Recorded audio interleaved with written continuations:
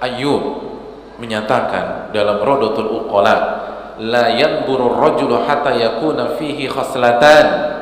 Seseorang tidak akan menjadi orang yang mulia sampai dia punya dua karakter. Karakter yang pertama, al-ifa amma fi aidin nas. Dia merasa nggak butuh terhadap hartanya manusia. Dia jaga, dia nggak pengen, dia nggak mupeng kalau temennya punya barang baru, dia nggak tertarik karena dia tahu rezekinya dijamin sama Allah. Yang kedua, wa tajawuz anhum, dan gampang maafin orang. Gampang maafin orang, dia maafin. Itu orang-orang mulia itu demikian.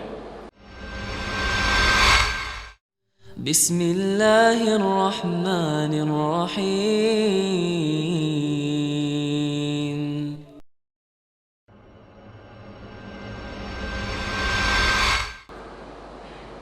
Nah ini, an ya'lam annahu man taqama ahadun qatli nafsihi illa awrathahu dzalika dhulla yajiduhu fi nafsihi fa idza 'afa 'azzahu Allah taala.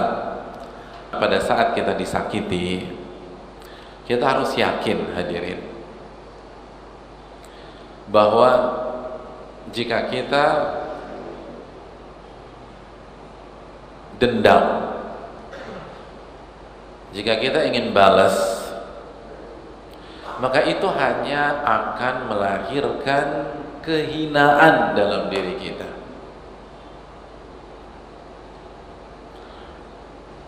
Tapi kalau kita memaafkan, maka kita akan dimuliakan oleh Allah. Kita akan dimuliakan oleh Allah.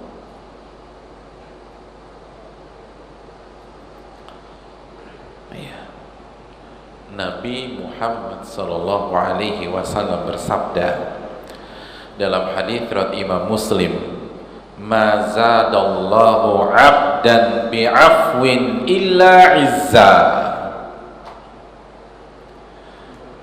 Tidaklah Allah menambah seorang hamba dengan sifat pemaafnya kecuali kemuliaan. Jadi tidaklah Allah menambah seorang hamba dengan sifat pemaafnya kecuali Allah akan tambahkan sifat kemuliaan bagi dia. Hadis ini sahih riwayat Imam Muslim. Mulia. Nabi SAW yang bersabda, kalau kita maafin kita akan mulia. Kita maafin mulia.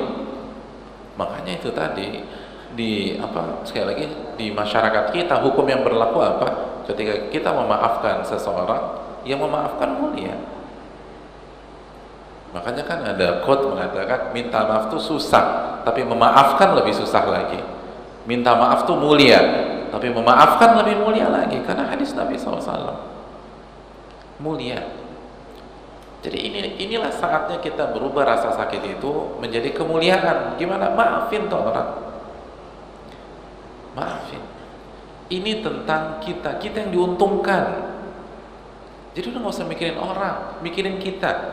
Jadi egois aja lah, dalam tanda kutip lah, egois untuk keuntungan kita, oportunis aja untuk masalah ini.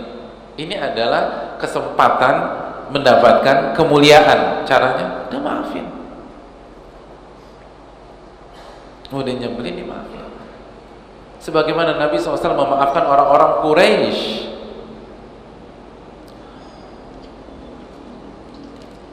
Hadirin yang dirahmati oleh Allah Subhanahu wa taala.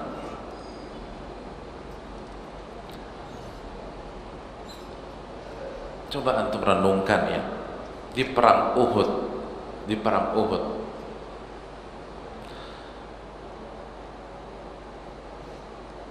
pasukan umat Islam di mata orang awam atau secara umum itu kalah. Walaupun dalam hukum perang ada pembicaraan lebih detail tentang masalah perang Uhud, tetapi di mata kacamata orang awam kita kalah. Dan menariknya hadirin, tokoh-tokoh dan aktor-aktor intelektual yang bertanggung jawab terhadap kekalahan umat Islam yang bertanggung jawab terhadap gugurnya 70 sahabat Nabi SAW, itu masuk Islam. Khalid bin Walid masuk Islam. Beliau kan sangat bertanggung jawab, hadirin, karena beliau yang membawa pasukan berkuda menyerang Bukit Rumah yang sudah melompong, lalu membunuh sisa yang ada, lalu menyerang sehingga pasukan umat Islam dikepung dari dua arah. Masuk Islam, masuk Islam. Abu Sufyan, pemimpin perangnya langsung masuk Islam. Dan di perang Uhud, paman yang sangat Nabi sayangi, Hamzah, meninggal dunia. Antum bayangin sih, antum sayang banget sama atau paman antum, terus dia meninggal dunia, paman antum meninggal dunia di peperangan ini, lalu yang bertanggung jawab itu datang ke antum, ingin masuk Islam atau ingin jadi bagian dari jamaah antum. Kira-kira antum terima nggak? Nggak mudah. Terus gigi geraham antum patah di situ, gigi geraham, dan dulu nggak ada anestesi, gigi geraham antum patah. Nah, ini yang paling bertanggung jawab datang, aduh, iya ternyata lo bener, gue salah, gue pengen gabung sama lo. Kira-kira diterima nggak? Nah, gigi geraham patah, meninggal. Nah, dia ini yang tanggung jawab nih. Oh, luar biasa.